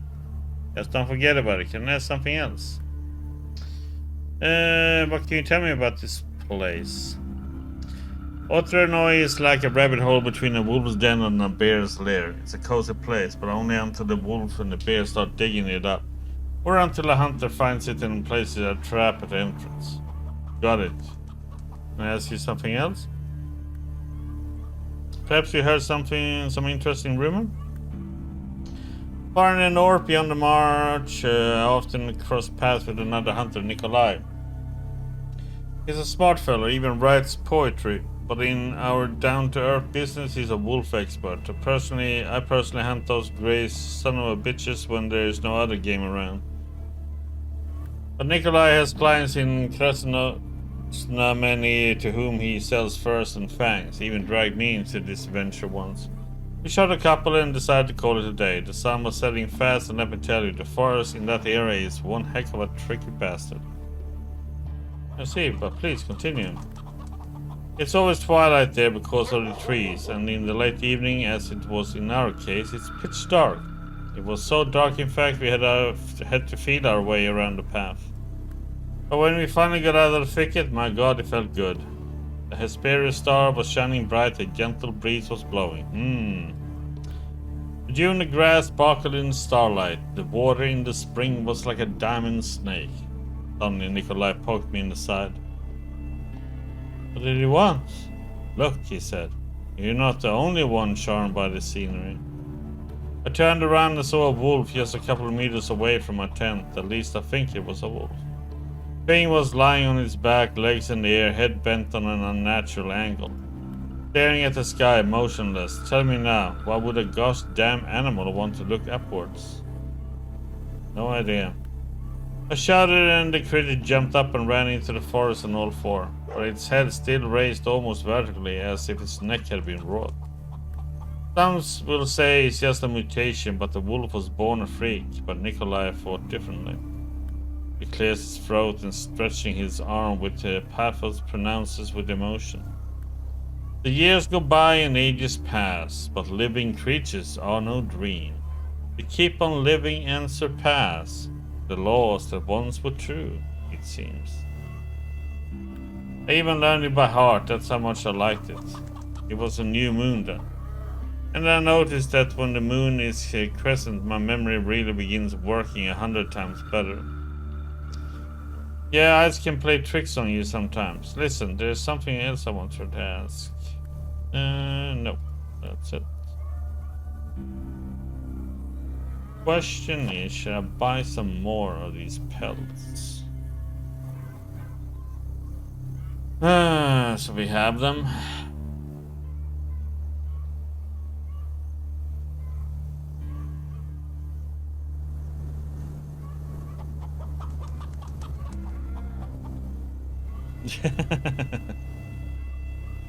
Good question.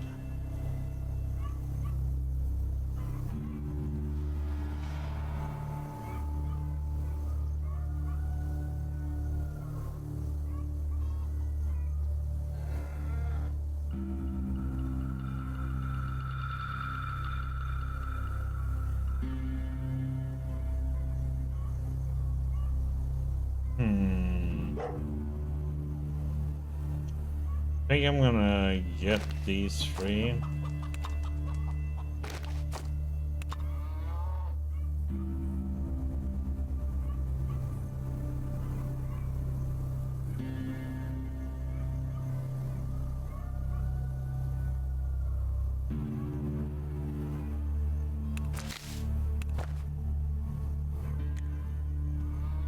Okay,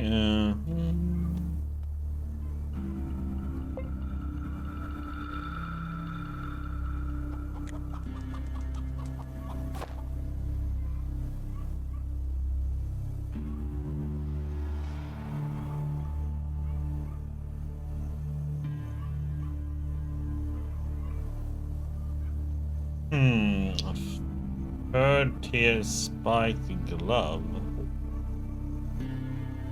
This becomes like a...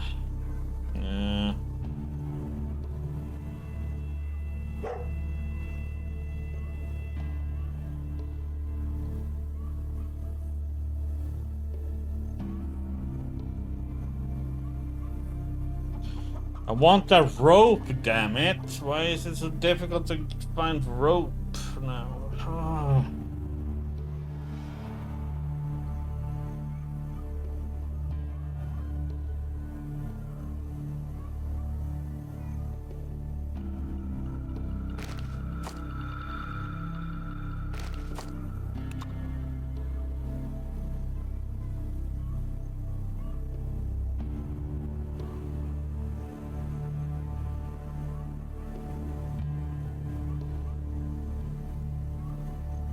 I just don't know if I want this one.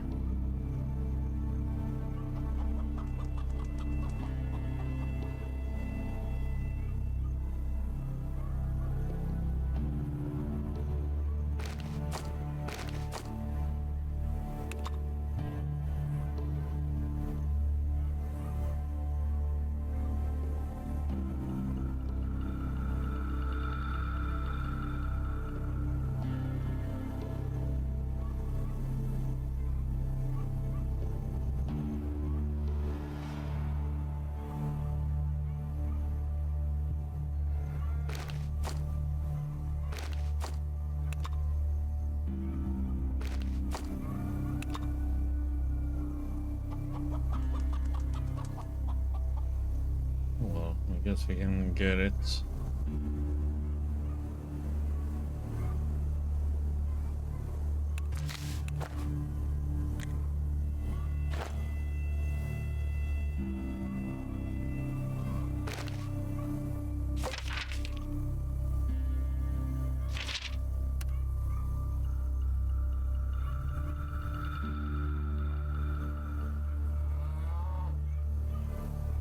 11 to 17.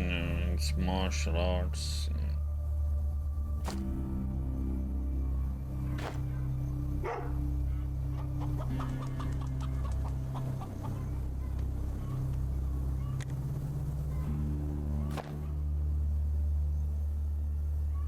Is it 22? Let's see, what can we get?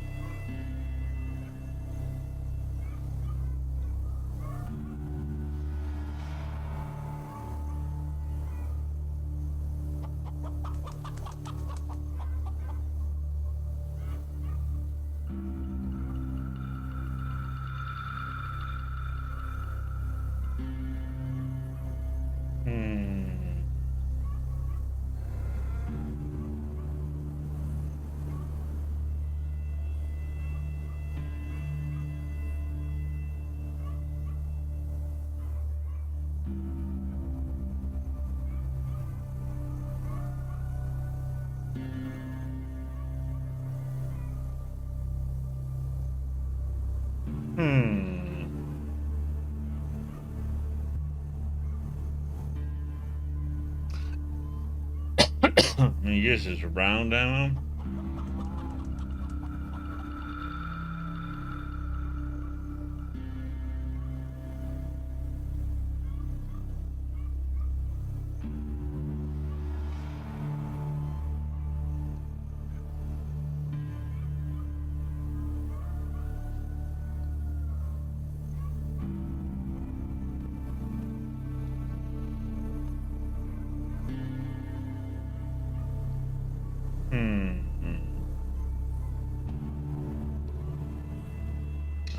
I don't really have anything that I want to buy.